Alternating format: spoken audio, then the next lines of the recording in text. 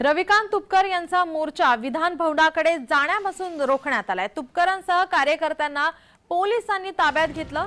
रविकांत तुपकर यांचा मोर्चा हा विधान भवनाकडे निघाला होता, मात्र हा मोर्चा या ठिकाणी जाण्यापासून पोलिसांनी रोखला आहे। पोलिसांनी तुपकर यांच्यासह कार्यकर्त्यांना ताब्यात घेतलंय। शेतीविषयक प्रश्नांसंदर्भात हा मोर्चा काढण्यात आला होता।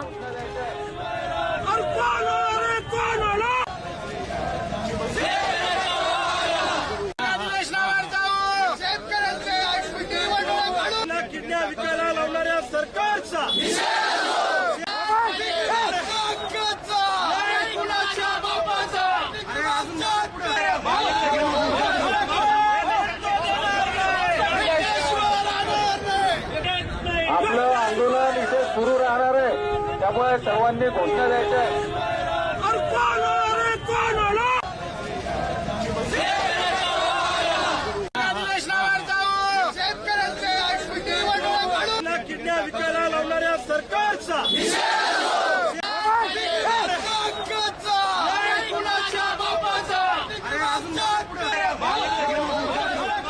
रविकांत तुपकर यांचा मोर्चा हा विधान भवनाकडे निघाला असताना पोलिसांनी हा मोर्चा थांबवला आहे।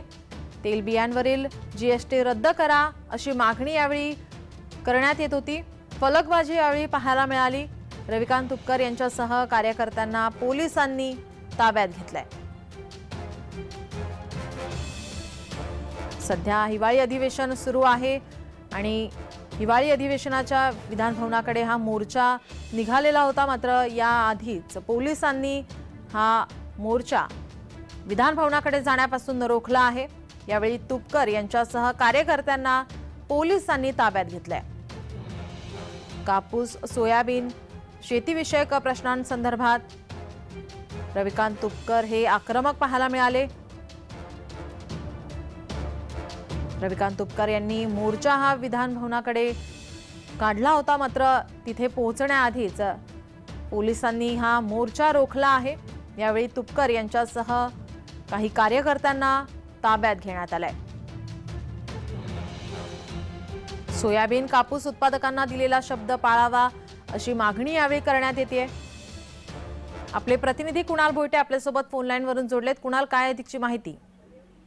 नीलम, मागील काही दिवसांपासून रविकांत तुपकर हे आक्रमक होताना पाहायला दिसत आहेत। कापूस असेल, सोयाबीन उत्पादकांना योग्य तो भाव मिळावा, त्याचप्रमाणे शेतकऱ्यांचे प्रश्न या विधिमंडळ अधिवेशनामध्ये मार्गी लागावेत यासाठी ते वेळोवेळी आक्रमक झालेले पाहायला मिळाले।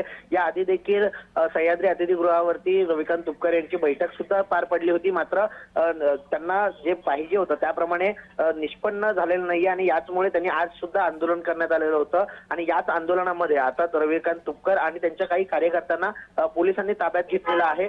पुढे आम्ही अशीच आक्रमक भूमिका मांडू असं देखील रविकांत तुपकरांचं म्हणणं आहे। त्यामुळे आता सरकार या संपूर्ण बाबींकडे म्हणजे सोयाबीन उत्पादक असतील, कापूस उत्पादक असतील, यांच्या प्रश्नावरती कशा प्रकारे तोडगा काढताय हे पाहणं महत्त्वाचं असणार आहे। नीलम, कुणाल, विरोधक सुद्धा शेतकऱ्यांच्या मुद्द्यांवरून सरकारला घेरण्याचा प्रयत्न करत होते, तर आज कोणत्या कोणत्या मुद्द्यांवरती चर्चा होण्याची शक्यता आहे? कोणकोणत्या मुद्द्यांवरती चर्चा झाली आहे?